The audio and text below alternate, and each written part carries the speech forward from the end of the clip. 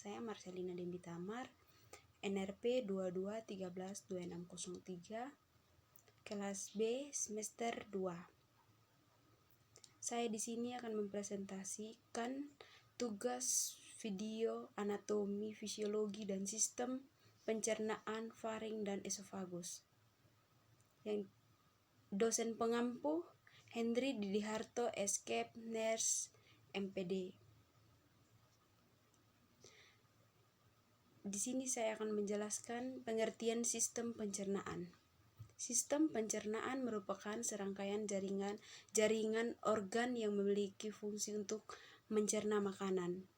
Makanan tersebut akan diproses secara mekanik ataupun secara kimia. Pencernaan secara mekanik yaitu pencernaan yang menjadi di dalam lambung yang melibatkan gerakan fisik dalam tubuh. Fungsi sistem pencernaan untuk menerima dan mencerna makanan, di mana makanan tersebut diubah menjadi nutrisi yang akan diserap dan disalurkan ke seluruh tubuh melalui aliran darah. Anatomi sistem pencernaan. Saluran pencernaan. Rongga mulut, faring, esofagus, lambung, usus halus, usus besar, rektum, anus. Organ tambahan: gigi, lidah, kantung empedu, hati, pankreas, kelenjar-kelenjar atau ludah, getah lambung, hati, pankreas, getah usus. Faring, suatu kantong fibromuskuler yang bentuknya seperti corong, yang besar di bagian atas, sempit di bagian bawah, serta terletak pada bagian anterior kolom vertebra yang panjangnya 14 cm, berletak pada dasar tengkorak, bergabung ke dalam esofagus, merupakan tempat persimpangan antara jalan nafas dan jalan makanan.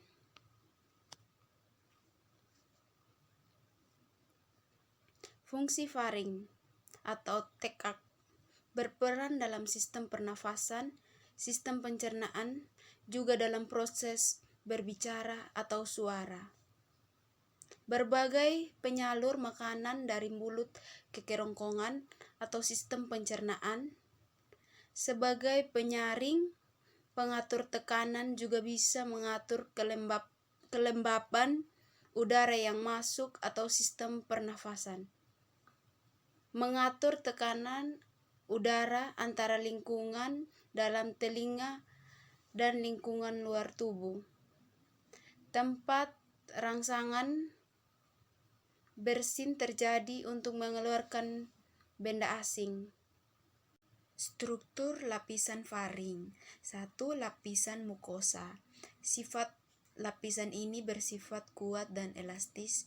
Pada lapisan ini terdapat epitel yang memiliki sel goblet sebagai penghasil mukus atau cairan kental. Mukus tersebut berfungsi melindungi dinding faring.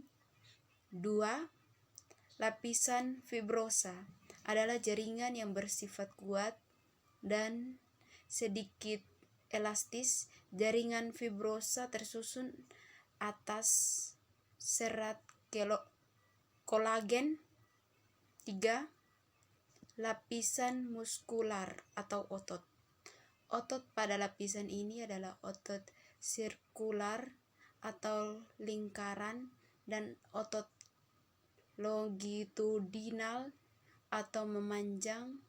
Kontraksi kedua otot tersebut akan menggerakkan makanan ke bagian pencernaan berikutnya. Bagian faring. 1.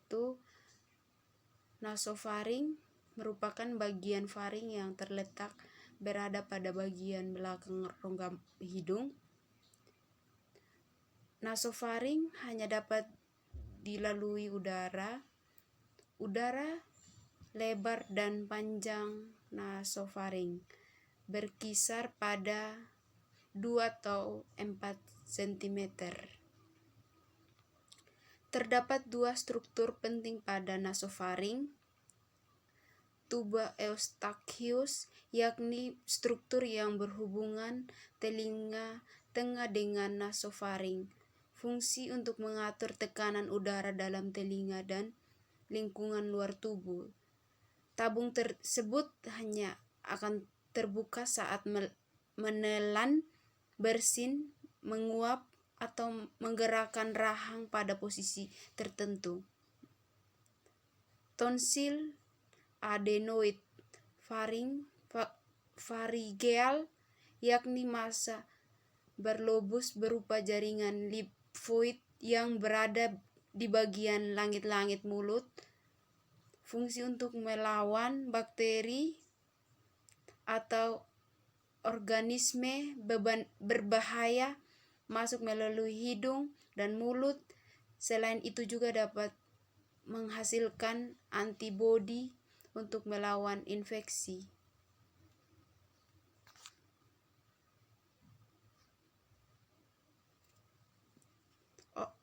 Orofaring adalah bagian dari faring yang berada di belakang rongga mulut. Orofaring di bagian dilewati udara dan makanan sehingga berperan dalam sistem pernafasan dan sistem pencernaan. Orofaring mempunyai klep yang disebut epiglotis yang fungsinya mengatur makanan agar tidak masuk ke saluran pernafasan.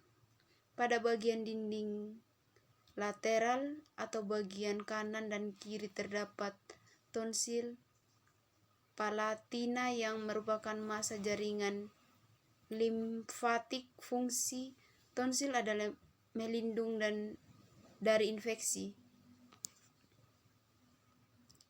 3.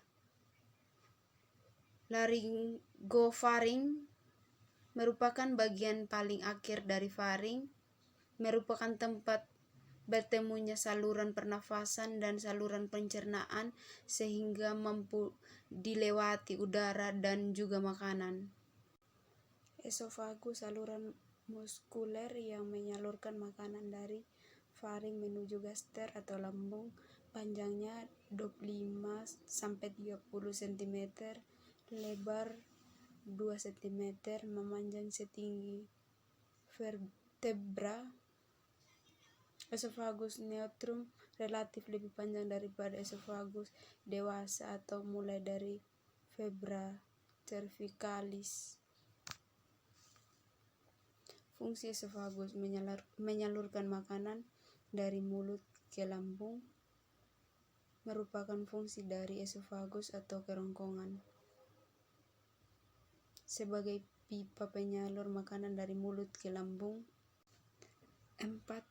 Lapisan mukosa. Lapisan mukosa pada kerongkongan disusun dari sel epitel berlapis, pipi bertingkat, dan jaringan ikat tipis. Bagian-bagian esofagus. Dalam struktur jaringan esofagus, kerongkongan dibagi menjadi tiga bagian, diantaranya 1. Bagian superior atau atas esofagus sebagai besar otot penyusun esofagus. Pada bagian superior adalah otot rangka, di mana otot rangka bekerja secara sadar atau bisa dikendalikan. Bagian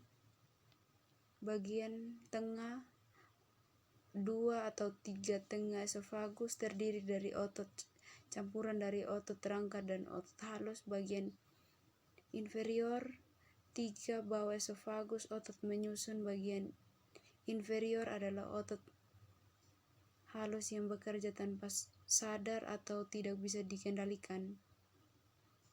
Terima kasih.